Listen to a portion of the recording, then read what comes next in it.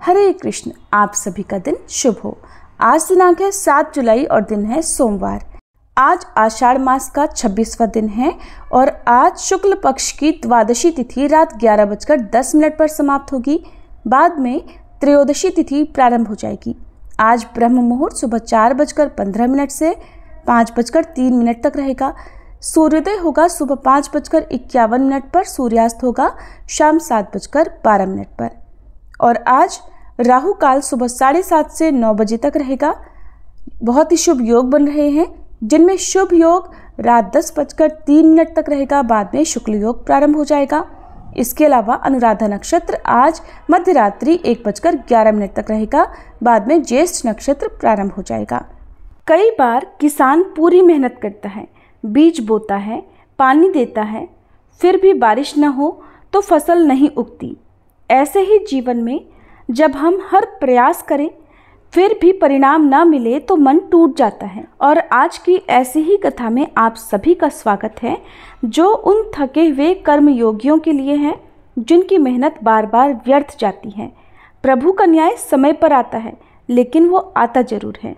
आज की कथा से पहले हम सब प्रार्थना करें। हे करुणामय, हे नारायण, जब हमारे कर्म भी हमें फल ना दे तब आप हमें अपनी कृपा दे देना। हमारे जीवन में आपके भरोसे की बारिश कर देना, जिससे निराश और थकी हमारी आत्मा फिर से हरी हो जाए। अब सुनिए आज की कथा। तो जैसा कि आप जानते हैं, ब्रज में इंद्रोत्सव का आयोजन होने वाला था। उत्सव के लिए जो उत्सुक ब्रजवासी थे, उन्हें देखकर भगवान कृष्ण ने बड़े बूढ़े गोपों से कौतूहलवश पूछा कि ये इंद्रोत्सव क्या वस्तु है जिससे आप लोगों को इतना हर्ष हो रहा है। श्री कृष्ण को अत्यंत आदर पूर्वक प्रश्न करते देखकर नंद गोप ने कहा, बेटा, देवराज इंद्र मेघ और जल के स्वामी हैं।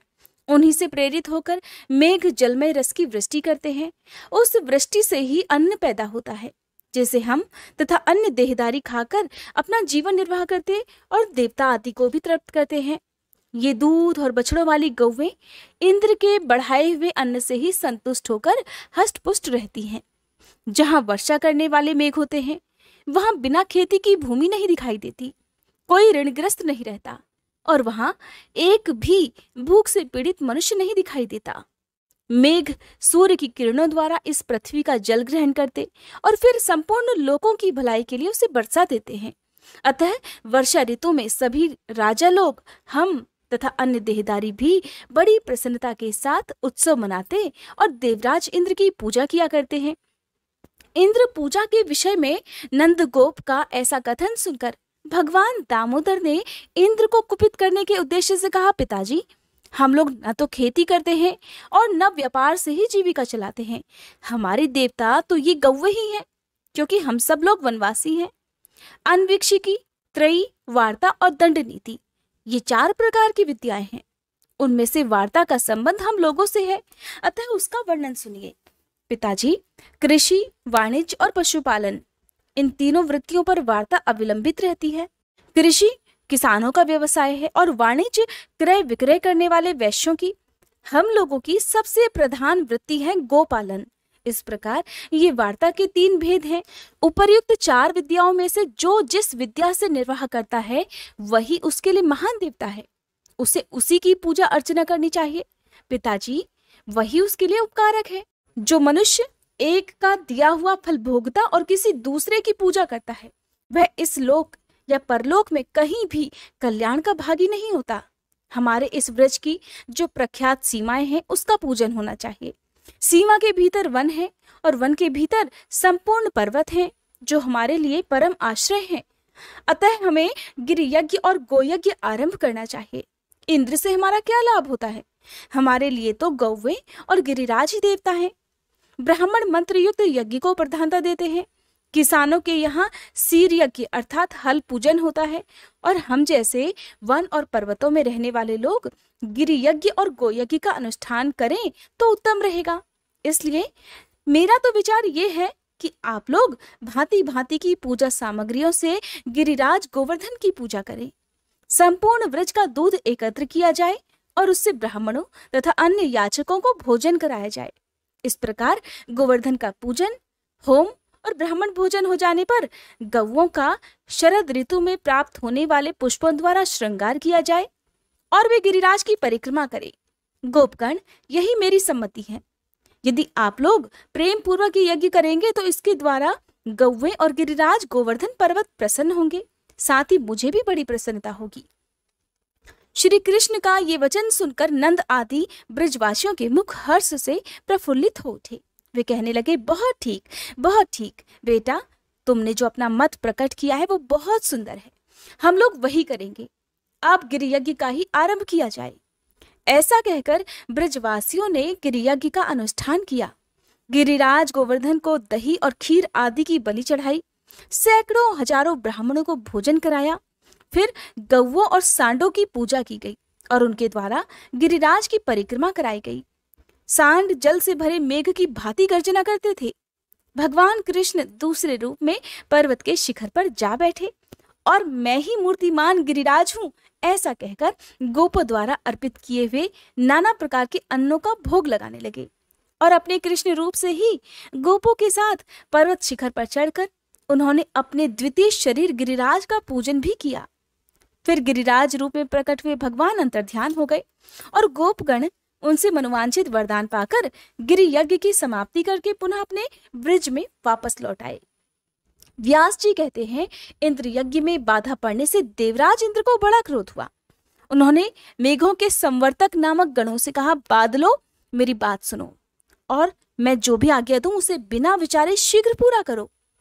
खोटी बुद्धि वाले नंदगोप ने अन्य ग्वालों के साथ श्री कृष्ण के बल पर उन्मत्त होकर मेरे यज्ञ को बंद कर दिया है, इसलिए उनकी जो सबसे बड़ी आजीविका है और जिनका पालन करने के कारण वे गोप कहलाते हैं, उन गौओं को मूसलाधार बारिश से पीड़ित कर दो। मैं भी पर्वत शिखर के समान ऊंचे ऐरावत पर सवार होकर वायु के संयोग से तुम लोगों की सहायता करूंगा। देवराज की ऐसी आज्ञा पाकर मेघों ने गौओं का संहार करने के लिए बड़ी भयंकर आंधी और वर्षा आरंभ कर दी। एक ही क्षण में पृथ्वी, दिशाएं और आकाश धारा प्रवाह वृष्टि के कारण एक हो गए। वर्षा के साथ ही वायु भी बड़े वेग से चल रही थी। इससे कांपती हुई गौएं प्राण त्यागने लगी। कुछ गौएं अपने अंक में बछड़ों को छुपाकर खड़ी थी। जल की तेज धारा बहने से कितनी ही गायों के बछड़े बह गए। बछड़ों का मुंह अत्यंत दयनीय हो रहा था। वायु के वेग से उनकी गर्दनें कांप रही थी, मानो वे आर्त होकर मंद स्वर में श्री कृष्ण से त्राही त्राही की पुकार कर रही हूं। भगवान ने देखा गौओं, गोपियों और ग्वालों से भरा हुआ संपूर्ण ब्रज अत्यंत पीड़ित हो रहा है। तब उन्होंने उनकी रक्षा करने के लिए इस प्रकार विचार किया, जान पड़ता है कि सब देवराज इंद्र की ही करतूत है। अपना यज्ञ बंद होने से वे हम लोगों के विरोधी हो गए हैं। इस समय मुझे समस्त ब्रज की रक्षा करनी चाहिए। ये गोवर्धन पर्वत बड़ी बड़ी शिलाओं से युक्त है, इसी को अपने बल से उखाड़कर मैं ब्रज के ऊपर छत्र की भांति धारण करूंगा। ऐसा निश्चय करके श्री कृष्ण ने गोवर्धन पर्वत को उखाड़ लिया और उसे लीलापूर्वक एक ही हाथ से धारण कर लिया। पर्वत उखाड़ने के बाद जगदीश्वर श्री कृष्ण ने गोपों से कहा, मैंने वर्षा से बचने का उपाय कर दिया। तुम सब लोग इसके नीचे आ जाओ और जहां वायु का झोंका ना लगे ऐसे स्थानों में यथायोग्य बैठ जाओ। किसी प्रकार का भय मत करो। पर्वत के गिरने की आशंका तो बिल्कुल ही छोड़ दो। भगवान के इस प्रकार कहने पर समस्त गोप छकड़ों पर बर्तन भांडे लादे गौओं के साथ उसके नीचे आ गए। वर्षा की धारा से पीड़ित हुई गोपियां भी वहां आ गई। श्री कृष्ण ने गोवर्धन पर्वत को स्थिरता पूर्वक धारण कर रखा था और वह पर्वत तनिक भी हिलता डुलता नहीं था। ब्रिज में रहने वाले गोप गोपीजन हर्ष और विस्मयपूर्ण दृष्टि से उन्हें देखते रहे। नंद के ब्रिज में मेघों ने लगातार 7 रातों तक वर्षा की। वे इंद्र की आज्ञा से गोपों का विनाश करने पर तुले हुए थे, परंतु श्री कृष्ण तब तक उस पर्वत को धारण किए खड़े ही रह गए। इससे गोकुल की पूर्ण रक्षा हुई और इंद्र की प्रतिज्ञा झूठी हो गई। तब उन्होंने बादलों को वर्षा करने से रोक दिया। बादल हट गए, आकाश स्वच्छ हो गया और इंद्र का षड्यंत्र सफल नहीं हो सका। तब समस्त ब्रज के लोग प्रसन्नता पूर्वक वहां से निकलकर पुनः अपने अपने स्थान पर आ गए। फिर श्री कृष्ण ने भी महापर्वत गोवर्धन को यथास्थान रख दिया। ब्रजवासी विस्मित होकर उनकी ये लीला देख रहे थे। श्री कृष्ण ने तो गोवर्धन पर्वत धारण करके समूचे गोकुल को बचा लिया। ये जानकर इंद्र को उनके दर्शन करने की इच्छा हुई। वे महागज ऐरावत पर आरूढ़ होकर ब्रिज में आए। वहां देवराज ने गोवर्धन पर्वत के समीप श्री कृष्ण का दर्शन किया। वे गोप शरीर धारण करके गौवें चरा रहे थे। उनका पराक्रम अनंत था। संपूर्ण जगत के रक्षक भगवान कृष्ण वहां ग्वाल बालों से घिरे हुए खड़े थे। ऊपर पक्षीराज गरुड़ अन्य प्राणियों से अदृश्य रहकर श्री हरि के मस्तक पर अपने पंखों से छाया कर रहे थे। ये देखकर इंद्र एकांत में ऐरावत हाथी से उतरे और प्रेम से एकटक देखते हुए भगवान मधुसूदन से मुस्कुराकर बोले, महाबाहु श्री कृष्ण, मैं आपके समीप जिस कार्य के लिए आया हूं उसे सुनिए। मेरे प्रति कोई अन्यथा विचार नहीं करना चाहिए। हे परमेश्वर, आप ही संपूर्ण जगत के आधार हैं और पृथ्वी का भार उतारने के लिए भूतल पर अवतीर्ण हुए हैं। मेरा यज्ञ बंद होने से मेरे मन में विरोध जाग उठा और मैंने गोकुल का नाश करने के लिए बड़े बड़े मेघों को वर्षा करने की आज्ञा दे दी। उन्होंने ही ये संहार मचाया है, परंतु आपने महापर्वत गोवर्धन को उखाड़कर समस्त गौओं को कष्ट से बचा लिया। हे वीरवर, आपके इस अद्भुत कर्म से मुझे बड़ी प्रसन्नता हुई है। कृष्ण, मैं तो अब ऐसा मानता हूं कि आज ही देवताओं का सारा प्रयोजन सिद्ध हो गया, क्योंकि आपने एक ही हाथ से इस गिरिराज को ऊपर जो उठा रखा था। श्री कृष्ण, आपने गोवंश की बहुत बड़ी रक्षा की है, अतः आपका आदर करने के लिए मैं गौओं की प्रेरणा से ही यहाँ आपके समीप आया हूँ। गौओं के आदेशानुसार आज मैं उपेंद्र के पद पर आपका अभिषेक करूंगा। आज से आप गौओं के इंद्र होकर गोविंद नाम से विख्यात होंगे। ऐसा कहकर देवराज इंद्र ने ऐरावत हाथी से घंटा उतारा। उसमें पवित्र जल भरा हुआ था। उस दिव्य जल से उन्होंने श्री कृष्ण का अभिषेक किया। श्री कृष्ण का अभिषेक होते समय गौओं ने तत्काल अपने थनों से दूध की धारा बहाकर वसुधा को भिगो दिया। अभिषेक का कार्य पूरा होकर देवराज इंद्र ने प्रेम और विनय पूर्वक श्री कृष्ण से फिर कहा, महाभाग, ये सब तो मैंने गौओं के आदेश से किया है। अब पृथ्वी का भार उतरवाने की इच्छा से मैं जो और कुछ बातें निवेदन करता हूँ उन्हें भी सुनिए। मेरे अंश से इस पृथ्वी पर एक श्रेष्ठ पुरुष उत्पन्न हुआ है, जिसका नाम अर्जुन है। आप उसकी सदा रक्षा करते रहे। मधुसूदन, अर्जुन वीर पुरुष है। वह इस भूमि का भार उतारने में आपकी सहायता करेगा। जैसे अपनी रक्षा की जाती है, वैसे ही आपको अर्जुन की भी रक्षा करनी चाहिए।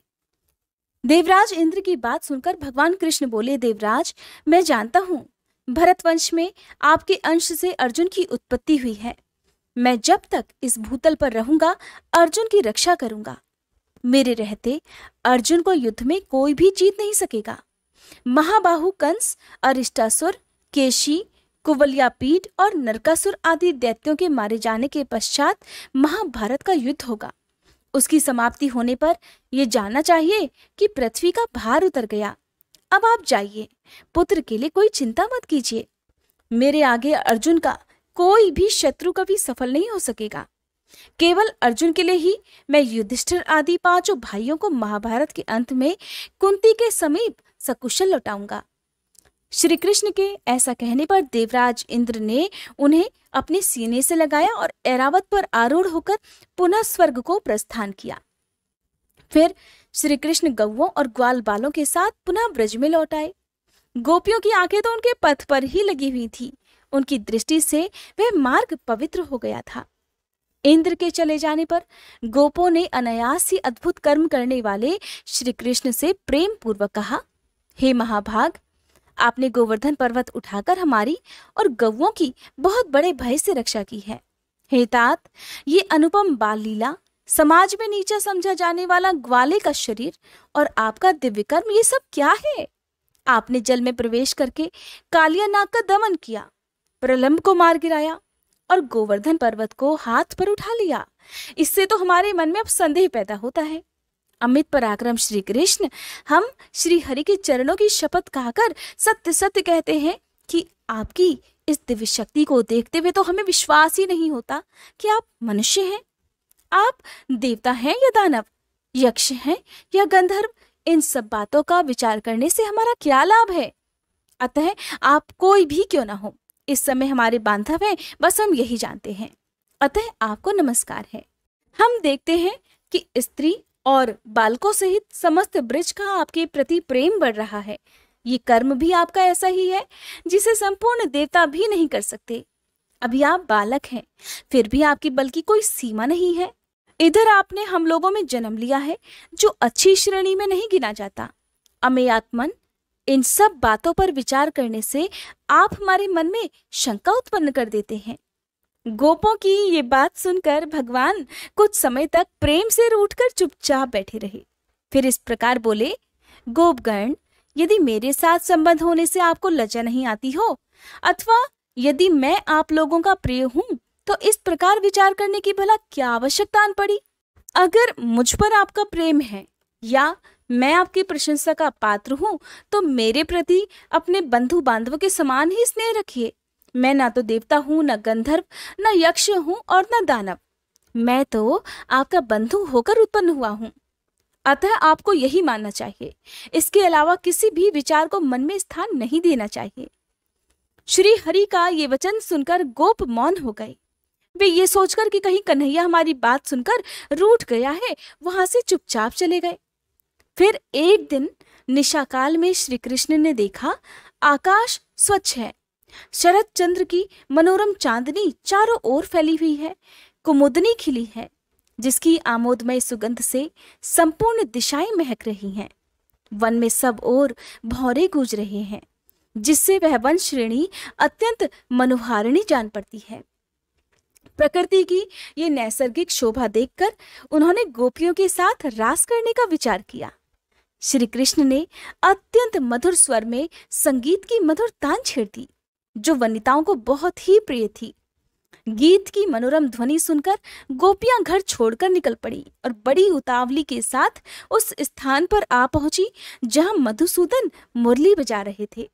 वहां आकर कोई गोपी तो उनके स्वर में स्वर मिलाकर धीरे धीरे गाने लगी, कोई ध्यान देकर सुनती हुई मन ही मन भगवान का ध्यान करने लगी, कोई कृष्ण कृष्ण ऐसा कहकर लजा गई, कोई प्रेमांध होकर लज्जा को तिलांजलि देकर उनके बगल में ही आकर खड़ी हो गई, कोई गोपी बाहर गुरुजनों को खड़ा देखकर घर के भीतर ही रह गई और नेत्र बंद करके तन्मय होकर गोविंद का ध्यान करने लगी।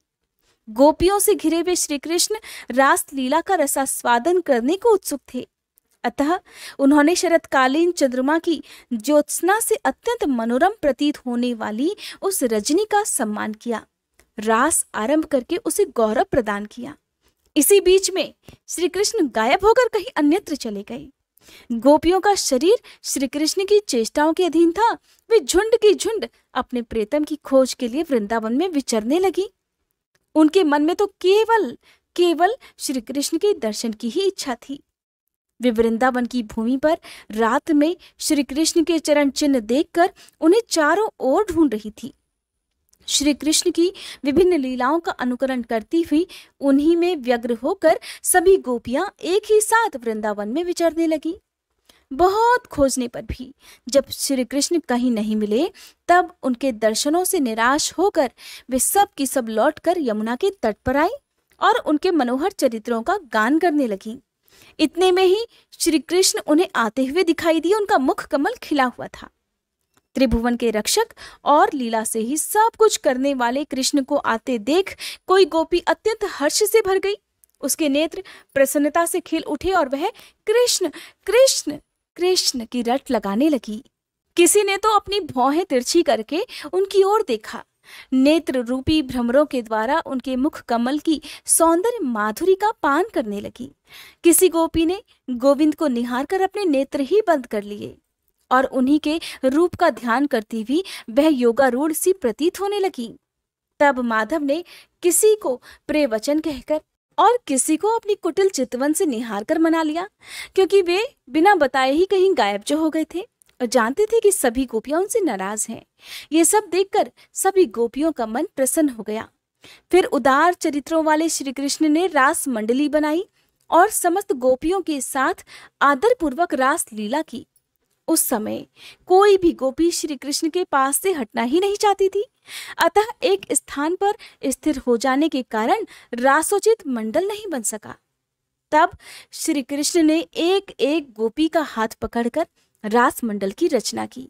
उस समय उनके हाथ का स्पर्श पाकर प्रत्येक गोपी की आंखें आनंद से मुदी जाती थी। इसके बाद रास लीला आरंभ हुई। चंचल चूड़ियों की झनकार के साथ क्रमशः शरद ऋतु की शोभा के रमणीय गीत गाए जाने लगे। उस समय श्री कृष्ण शरद ऋतु के चंद्रमा का, उनकी चारु चंद्रिका का और मनोहर कुमुद वन का वर्णन करते हुए गीत गाते थे। किंतु गोपियां तो बारंबार केवल श्री कृष्ण के नाम का ही गान किया करती थी। श्री कृष्ण जितने ऊंचे स्वर से रास के गीत गाते, उससे दोगुने स्वर में समस्त गोपियां धन्य कृष्ण का उच्चारण किया करती। भगवान जब आगे चलते तो गोपियां उनके पीछे पीछे चलने लगती, और जब वे पीछे की ओर घूमकर लौट पड़ते तो वे उनके सामने मुंह किए पीछे हटती थी। इस प्रकार वे अनुलोम और प्रतिलोम गति से श्री हरि का साथ देती थी। मधुसूदन ने उस समय गोपियों के साथ ऐसा रास किया जिससे उन्हें उनके बिना एक क्षण भी करोड़ों वर्षों के समान प्रतीत होने लगा। भगवान श्री कृष्ण सभी के ईश्वर हैं। वे गोपियों में, उनके पतियों में तथा संपूर्ण भूतों में भी निवास करते हैं। वे आत्मा रूप से संपूर्ण विश्व को व्याप्त करके स्थित हैं। जैसे सभी प्राणियों में पृथ्वी, जल, अग्नि, वायु, आकाश और आत्मा है, ठीक उसी प्रकार भगवान भी सबको व्याप्त करके स्थिर हैं। एक दिन आधी रात के समय जब श्री कृष्ण रास लीला में संलग्न थे, अरिष्टासुर नाम का उन्मत्त दानव ब्रजवासियों को त्रास देता हुआ वहां सांड के रूप में आ पहुंचा। उसका शरीर जलपूर्ण मेघ के समान काला था, सींग तीखे थे, नेत्र सूर्य की तरह तेजस्वी दिखाई देते थे, और वह अपने खुरों के अग्रभाग से पृथ्वी को विदीर्ण किए डालता था, और दांत पीसता हुआ अपने दोनों ओंठों को बार बार जीभ से चाटता था। उसके कंधों की गांठें अत्यंत कठोर थीं, और उसने क्रोध के मारे अपनी पूंछ ऊपर की ओर उठा रखी थी। उसकी गर्दन लंबी और मुख विशाल था। वृक्षों से टक्कर लेने के कारण उसके ललाट में घाव के कई चिन्ह थे। सांड का रूप धारण करने वाला वह दैत्य गौओं के गर्भ गिरा देता और सबको बड़े वेग से मारता हुआ सदा वन में घूमा करता था। उसके नेत्र बड़े भयंकर थे। उसे देखकर समस्त गोप और गोपांगनाएं अत्यंत भय से व्याकुल हो उठी और कृष्ण कृष्ण पुकारने लगी। उनका आर्तनाद सुनकर श्री कृष्ण ने ताल ठोकते हुए सिंह के समान गर्जना की। वह शब्द सुनकर दुरात्मा वृषभासुर श्री कृष्ण की ओर ही दौड़ पड़ा। उसकी आंखें श्री कृष्ण के पेट की ओर लगी हुई थी, और सामने उन्हीं की सीध में उसने सींगों का अग्रभाग कर रखा था। उस महाबली दैत्य को आते देखकर श्री कृष्ण अवहेलना पूर्वक हंसने लगे और अपने स्थान से तिल भर भी पीछे नहीं हटे। जैसे ही वह दैत्य समीप आया, मधुसूदन ने झट उसके दोनों सींग पकड़ लिए और अपने घुटने से उसकी कोख में प्रहार कर दिया। सींग पकड़ लिए जाने से वह दानव हिल डुल नहीं पाता था। उसका अहंकार और बल दोनों ही नष्ट हो चुके थे। श्री कृष्ण ने उसकी गर्दन को भीगे हुए कपड़े की भांति निचोड़ डाला और एक सींग उखाड़कर उसी से उस पर प्रहार कर दिया। इससे वह महादैत्य मुंह से रक्त वमन करके वहीं मर गया। उसके मारे जाने पर गोपों ने भगवान श्री कृष्ण की भूरी भूरी प्रशंसा की। ठीक उसी तरह जैसे पूर्व काल में जंभासुर के मारे जाने पर देवताओं ने देवराज इंद्र की स्तुति की थी। हरे कृष्णा। आज का अध्याय समाप्त।